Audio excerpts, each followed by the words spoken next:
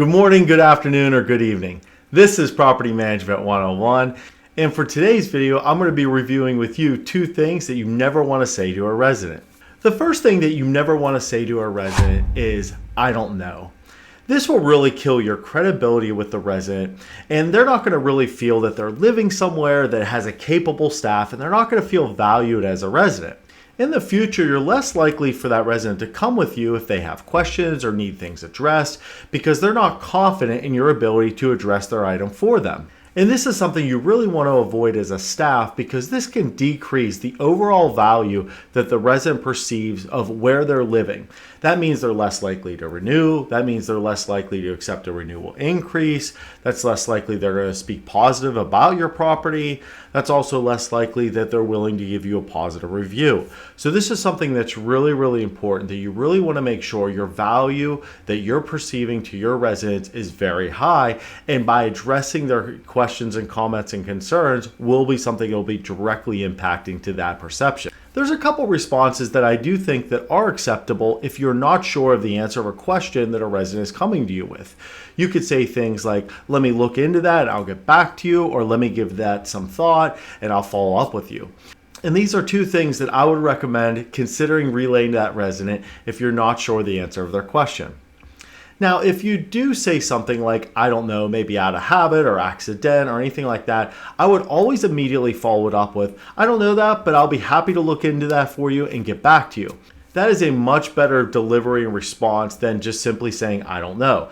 Residents will look to you as the expert or the professional in these situations. So if you don't know the answers to your questions and you just leave it as, I don't know, they're really going to feel like you don't value them as a resident. You're not capable of doing your job, and you're not willing to even look into it and follow up with them. And this is really important that that is not the perception you give out there. Another thing that I've seen that's associated and attached to that statement, I don't know, is by saying things like, I don't know, let me check with my property manager, let me check with my regional, let me check with my owner. I would avoid that statement at all cost. By you saying that, I'm not sure of your answer, but I know someone else that may know, is more likely that resident's going to directly go to that individual in the future and surpass you as far as in their chain of getting some things answered for them. That is the last thing you want as a staff. You don't want certain employees to be credible and certain employees not to be credible. And you do want to be making sure that you are providing answers, or if you don't know those answers, you're at least getting back to them after you've looked into some things. I hope you're enjoying this video so far and learning something new. If so, please don't forget to like, subscribe, and turn on notifications for future videos. And the second best practice that you want to avoid of never saying to a resident is saying yes to honor any of the following requests. So this is more of a three-part answer of what not to say to a resident. Here are three common situations I've seen that I would always avoid honoring for residents. The first one, yes, our maintenance staff could wait for you to be home before addressing your work order. The second one, yes, you can walk with our maintenance team as they perform the move-out inspection of your unit to determine your move-out charges. And the last one, yes, our team can schedule a time for you that works for you to conduct an inspection at your property. You want to avoid saying yes to any of these situations and honoring those types of requests.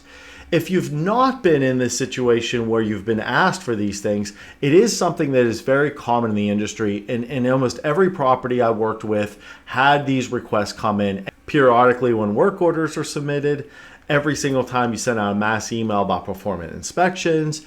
And then last but not least, I often get this request when you send out a move out notice to someone as far as the steps that need to be done. They will often ask, can I be attending while you're performing that move out inspection? And all they're really trying to do with that is simply ask and see, hey, am I going to be charged anything? And I want to know that as soon as possible so I can get back my full security deposit, or as most of it as I can. If you've not received these type of requests before, here's a couple reasons why for each one of these requests that I would not recommend honoring these requests. For example, if your maintenance team is waiting for that resident to come home before performing their work order, this may push back other work orders for other residents, and this could really hurt the overall efficiency of that maintenance staff's plan for that day. In turn, this will delay most likely other work orders for being completed and other make-readies that the maintenance team may be working on. This is why it's so important that their process is very efficient, very fluid. They're getting things done as quickly as possible, and you're not having a maintenance team waiting around to perform and close out and address any work orders. There's a couple reasons why you don't want this to be the case where you're allowing a resident to walk with you while you're conducting their move-out inspection. The first reason is because you don't want that staff member, as they're walking with that resident, to feel additional pressure not to charge them for things. This is something that if you're normally going to be charging that resident, then you should be charging them with that there, but they may feel additional added pressure as that resident is there, and maybe there's multiple of those residents in that unit that are attending with you, so you don't want a situation where that employee feels that someone's looking over their shoulder and pressuring them to do things that they wouldn't be normally done. The second reason why you don't want to have a resident with you as you're performing move-out inspections is because most states have very tight guidelines when it comes to getting a resident back their security deposit and move-out statement. If you are scheduling a time to meet that resident to walk their unit, this could delay that process. And in a lot of states, if you fail to give them a move-out statement or a security deposit in a certain amount of time, if you fail to meet that state's guideline on getting back to that resident and move-out statement and or a security deposit, I have seen a lot of states where the penalty for that landlord is you have to refund the entire security deposit regardless of damages, and then you may be subject to additional security deposits up to 3 to 4 times of what that security deposit amount was for. So it's really important that you're always aware of your timeframes within your state and you're meeting those guidelines every single time. If you're waiting to schedule and walk with a resident, this may hurt that ability to quickly get back to that resident their move-out statement and or their security deposit. Now, one thing to keep in mind with this one, some states you're required, if the resident is requesting to walk with them, to honor that request. So that's something I would really check on your state guidelines for.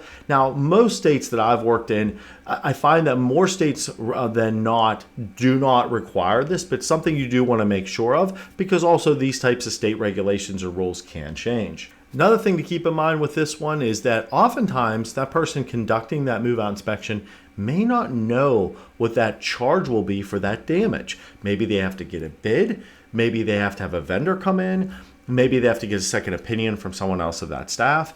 And because of that, if you have a resident walking with you, they're going to have an expectation of when I leave here today, I know how much I'm going to receive as far as my refund. Obviously, there's lots of situations where that may not be the case. So you want to make sure that you're avoiding that altogether. You're not honoring that type of request to have a resident walk with you when performing a move-out inspection. And the last thing to keep in mind when it comes to honoring tenant requests is you want to avoid scheduling appointments when it comes to inspections. And there's lots of reasons for this one. For example, if your team is on the 3rd floor of building 4 and this resident is requesting an appointment and they live in building 8, which may be on the other side of your property, on the 2nd floor, this will crush your team's efficiency and workflow when it comes to quickly completing all of these inspections. Your goal of your maintenance team, it should be to complete these inspections as quickly as possible to ensure they're getting back to focusing on work orders, make readies, and minimizing the time they're interrupting anything when it comes to being in a resident's home. This is why it's so important to get this done quickly and not honor any type of appointments that a tenant is requesting during these inspections. A common reason in this industry that you may be receiving these requests when it comes to performing inspections is because the resident is aware and knows that they're violating their lease and they don't want to get caught. So if you're coming only between 3:30 and 4 o'clock to their unit, if they maybe have a pet that's not registered, or if they have a additional occupant that's not on the lease, they can easily move them out for that half-hour period and then bring them back in right after that inspection. That's why it's so important to not honor that request as well, as you're going to catch lease violations that if you were to schedule an appointment, you wouldn't otherwise catch. The big reason with this, all these 3 examples as well, is really also fair housing.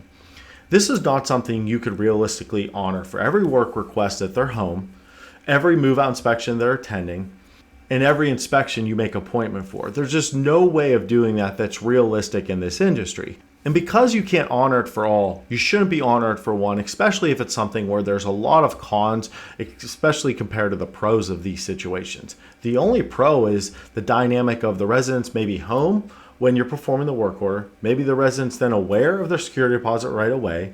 And then last but not least, maybe they're also scheduling an appointment that they feel works for them. But a big picture wise, there's a lot more cons to this than there are pros. A couple responses that I would recommend when it comes to if you receive these requests, what do you say back, right? Like that is the hard part of this, where I feel that often teams do not have a good response, so they just simply say yes. And that is a bad way to handle it. You put additional pressure on your staff, you work less efficiently, and this is something you really want to avoid. So here's a couple responses to a couple of these situations that I would recommend using if you get this type of request from a resident.